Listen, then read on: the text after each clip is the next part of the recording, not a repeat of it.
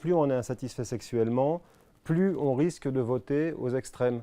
Il y a très nettement une corrélation entre les deux, c'est clair.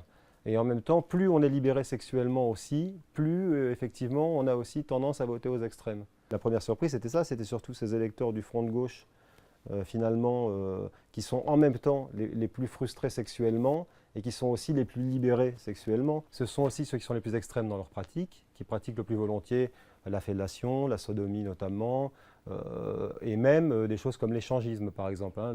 Les électeurs du Front de gauche sont ceux qui pratiquent le plus l'échangisme. Il y a aussi le Front National quand même, où on se rend compte que bon, la frustration elle est logique aussi, on le voit bien, enfin, c'est pas une vraie surprise, mais par contre dans les pratiques, alors que normalement c'est un parti qui devrait plutôt justement faire attention avec toutes les choses sexuelles, où il devrait y avoir une certaine fidélité finalement. Et on se rend compte par exemple c'est chez eux qu'il y a le plus de partenaires, c'est eux qui ont le plus de partenaires justement, ou qui ont le plus de rapports sexuels. Il y a une nette différence entre la gauche et la droite. On s'aperçoit qu'effectivement dans la droite traditionnelle, c'est-à-dire les électeurs de l'UMP par exemple, ce sont ceux qui finalement ont une sexualité la plus classique et même une vie de couple finalement la plus classique, la plus ordinaire.